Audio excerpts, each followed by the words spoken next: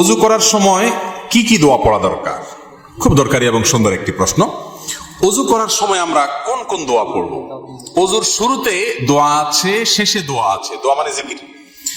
নবী করিম সাল্লাল্লাহু আলাইহি সাল্লাম থেকে তিরমিজি বর্ণিত হাদিসে আমরা জানতে পারি, তিনি ইরশাদ করেছেন, লা ওযু লিমান লাম ইউসাম্মিল্লাহ। যে ব্যক্তি বিসমিল্লাহ বলল না, তার ওযু পূর্ণাঙ্গ হবে না। ওযু হবে কিন্তু ওযু কি হবে না? পূর্ণাঙ্গ হবে না, ওযুতে অপূর্ণতা থাকবে। এজন্য ওযুর শুরুতে বলতে হবে বিসমিল্লাহ। কি বলতে হবে? বিসমিল্লাহ বলে এরপরে ওযু শুরু করতে হবে। আমাদের অনেকেই আছি, আমরা ওই যে মোবাইলের ব্যস্ততা, নানা ব্যস্ততার কারণে আমরা এসে ট্যাপটা ছেড়ে দিয়ে হুট করে হাত ঢুকে দিয়ে আমরা ওযু শুরু করে দিই। বিসমিল্লাহ বলার আর খোঁজ খবর। অনেক ইমামদের মতে বিসমিল্লাহ না বললে ওযুই হবে না। যদিও এটা মুফতাবিহি বা ফতোয়া না এই কথার উপরে, এই কথা চাইতে ওযু হয়ে যাবে এটাই সঠিক, কিন্তু ওযু যদি বিসমিল্লাহ বলা ছাড়া করেন, মানটা একটু কম হবে, তরকারি লবণের কমের মতো, এটার কোয়ালিটি একটু কম হবে, কোন রকম হলো আর কি। তো কোন রকম হলে তো হবে না।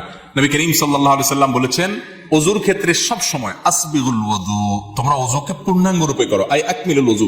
ওযু কখনো যেন তেন করতে হয় না, ভালোভাবে করতে হয়। এই যে শীতের মৌসুম আসছে, এখন দেখবেন যে ওযুতে কত তাড়াহুড়া মানুষ করতে পারে। গরমের সময় দেখবেন ওযুখানা সিরিয়াল লেগে থাকে, শীতের সময় ওযুখানা সব সিটগুলো খালি, কারণ আসরের ওযু দিয়া এশা পার করার বুদ্ধি। অথচ এরকম চাপাচাপি করে ওযু ধরে রাখা ঠিক না, স্বাস্থ্যের জন্য ক্ষতিকর, আমলের জন্য ক্ষতিকর।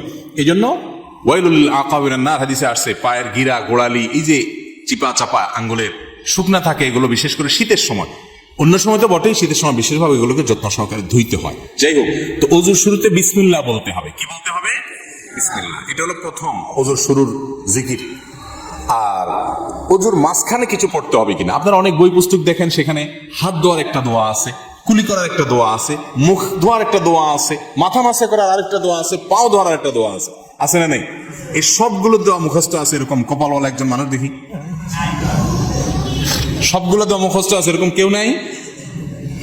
মাশাআল্লাহ, আপনারা দেখা যায় সুন্নাত বেদাতের পার্থক্য ভালো বোঝেন। যাক, এটা বিশুদ্ধ কোনো হাদিস দ্বারা প্রমাণিত নয় যে সকল অঙ্গ প্রত্যঙ্গে আলাদা আলাদা দোয়া আছে, তাহলে তো একজনের ওযুতে 10 মিনিট করে লাগবে, ঠিক না? ওযুর শুরুতে শুধু বিসমিল্লাহ পড়বেন, এটি হাদিস দ্বারা প্রমাণিত, যেটি বললাম তিরমিজির হাদিস। আর শেষে একটা দোয়া আছে, একটা বাক্য আছে, কালিমায়ে শাহাদা। সহিহ মুসলিমের হাদিসে আসছে, নবী করিম সাল্লাল্লাহু আলাইহি সাল্লাম বলেছেন, কেউ যদি ওযু সুন্দরভাবে করে, ভালো করে কুলি করে, ডলে ডলে ওযু করে, এরপরে শেষে যদি এই বাক্যটা পড়ে, তাহলে জান্নাতের 8টা দরজার সবগুলো একসাথে খুলে যায় এবং সে যে কোনোটা দিয়ে প্রবেশ করতে পারে। সে বাক্য হলো কি? সে বাক্য হলো আশহাদু আল্লা ইলাহা ইল্লাল্লাহু ওয়াহদাহু লা শারীকা লাহু ওয়া আশহাদু আন্না মুহাম্মাদান আবদুহু ওয়া রাসূলুহু। ওযুর শেষ এই কালিমা শাহাদা পাঠ করবেন। এটাকে আমি বলি, এটা হলো জান্নাতের 8 দরজার কমন রিমোট। এক রিমোটে 8টা দরজা খুলে যায়, এরকম একটা আমল। কিন্তু শুধু দোয়া পড়লে হবে না, ওযুটা সুন্দর করে করতে হবে, শীতের ভয় করা যাবে না, ডলে ডলে ধুইতে হবে, পানি অপচয় করা যাবে না, শুরুতে বিসমিল্লাহ বলতে হবে, মেসওয়াক করতে হবে। মেসওয়াক ছাড়া ওযু কখনো পূর্ণাঙ্গ হয় না।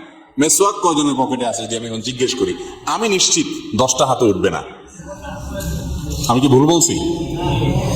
বেশিরভাগ মানুষ আমরা মেসওয়াক করি না। মেসওয়াক একটা ডাল রাখবেন পকেটে।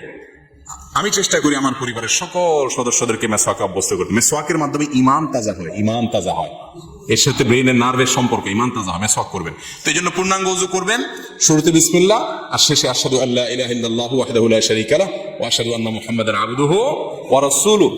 এই দুটি দোয়া শুরু এবং শেষে আছে।